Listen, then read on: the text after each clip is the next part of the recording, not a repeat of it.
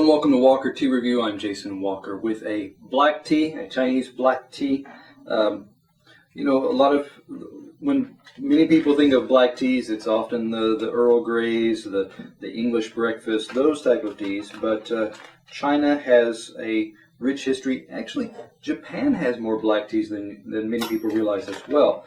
But I'm going to scoop out enough of this Chinese black here. These are pearl shaped, and we'll be talking a bit more about that later. But I'm putting in 5 into my 3-ounce gaiwan here. That should be plenty. These are tightly rolled, so they will unfurl, take up more space in the steeping process as they loosen up. I'm going to add enough water here to rest just above the rim of my lid. I want to give these enough time to, like I said, loosen up, unfurl, because they are so tightly wound. But I'll be looking at those leaves a little more closely in a minute. Get this water out of the way, put my lid on. You can actually, because they are tightly balled, I'm looking down in here, and there's still some air in there, so lots of bubbles rising up out of these pearls as the water gets in and loosens these up. So little water resting above the rim of my lid there. That's good. Now talk about this tea. Introduce it. This is from Teavivre. This is their FengqingDragonPearl black tea. You can get a 14-gram sample for $2 US.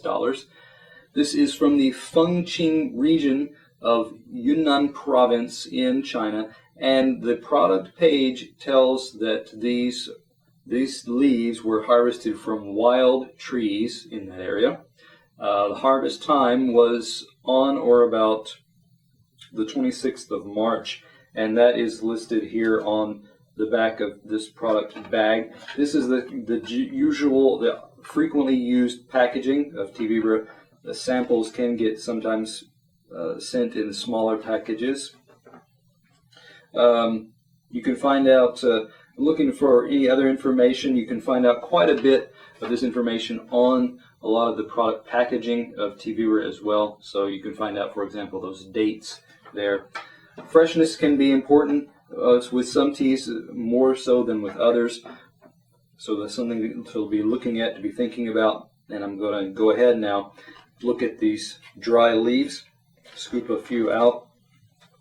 Got 3 here, and I'm going to hold one of these up just to show.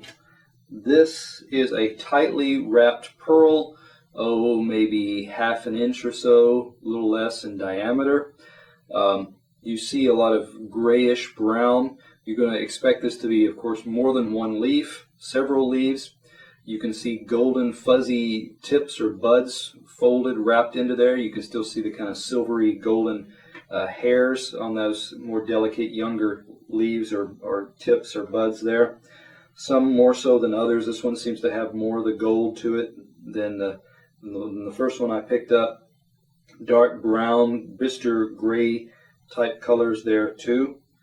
So that I should smell this as well before I get away. Again, a lot of the characteristic Yunnan black tea smells. There's a malty sweetness there. Think of, again, malty, molasses type of brown sugar combination of sweetness there. So pleasant, warming. So moving on now then, talk about the liquor. I'm going to have to pour here, so I'm going to get ready to get my pitcher ready. Plenty of time to let that steep, looks like. Lots of rich color, liquor coming out there, shaking out those last few drops.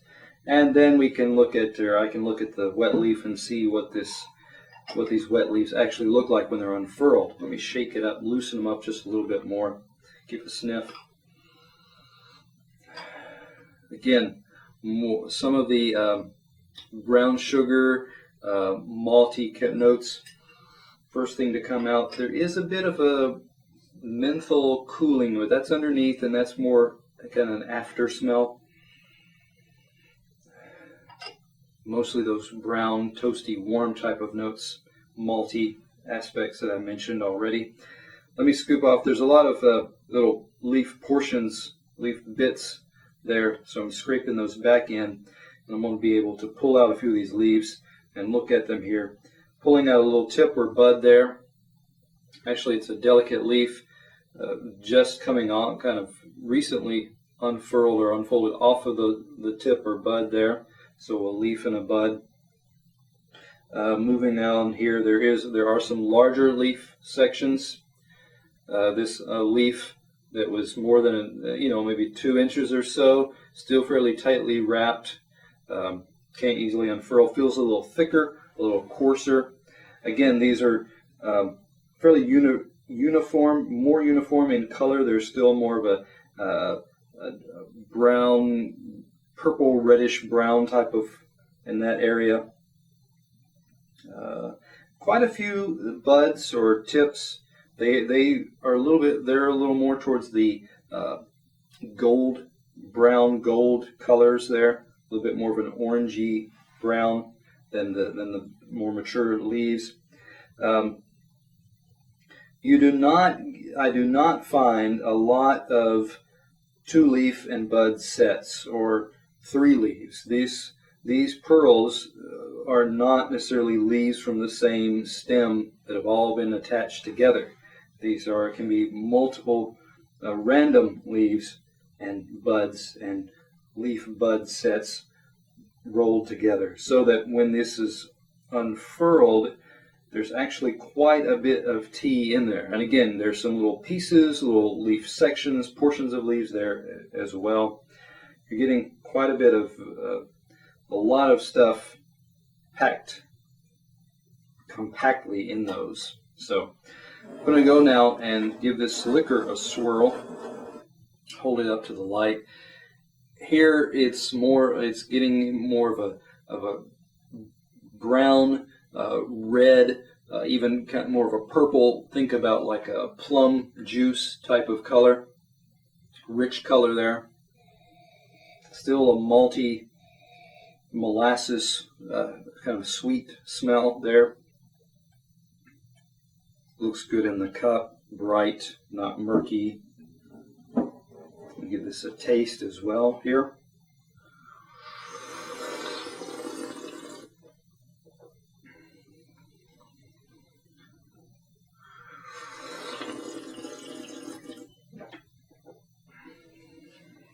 You smell all those sweet components. Then I get to the liquor. Some of the sweetness is there. Some of the maltiness is there. But there's also a very strong mineral component to this. So that it in the mouth, it nearly feels salty.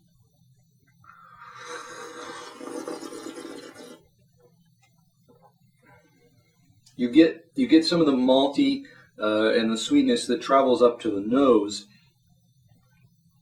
Not as much residing in the texture, in the stickiness of the aftertaste, in the texture here that does have some kind of syrupy stickiness to it.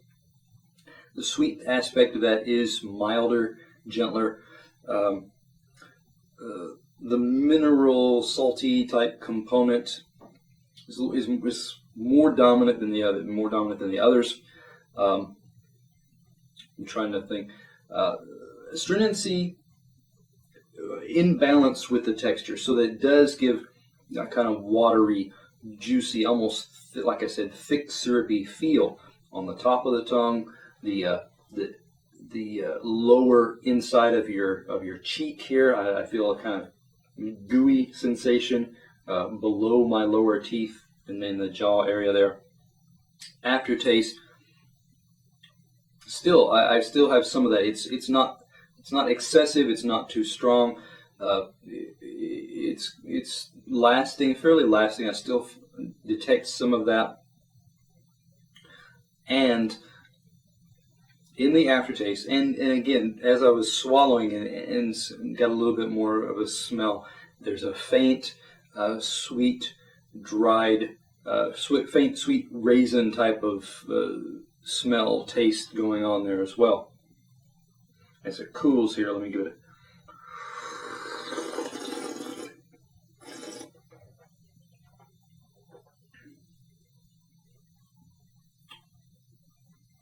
The raisin component may have picked up a little bit as the temperature dropped on this cup, but still subdued in relation to those other components. Looking at overall with this tea, variety of components there.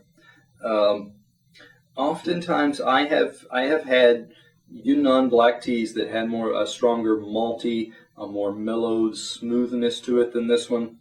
This one has some of the stronger aftertaste there of the gooey sweetness there, combined with some of that mineral component there. The other thing that you want to be considering with Yunnan black teas in particular, I find that they sit differently on an empty stomach. So after a few minutes of drinking this tea, you may find a rumbly, hungry, empty stomach kind of sensation. And perhaps even if you have recently put something on your stomach, it will start to turn to this kind of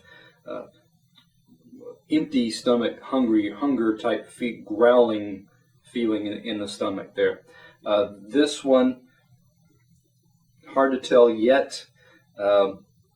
So the jury's still out on that part. But so I would say, it's got a variety of sensations. Not the most profound though either. Not having all the components of some of the other Yunnan black teas, or at least not to the full extent. A lot of times you look for a more malty type character with Yunnan blacks that this one did not display as much of. So, probably an 88. Like I said, nice components there. You want to decide if these are the components that you are specifically looking for. So, come back to Walker Tea Review to find out about the components of many different kinds of teas, to find the ones that are suited for you.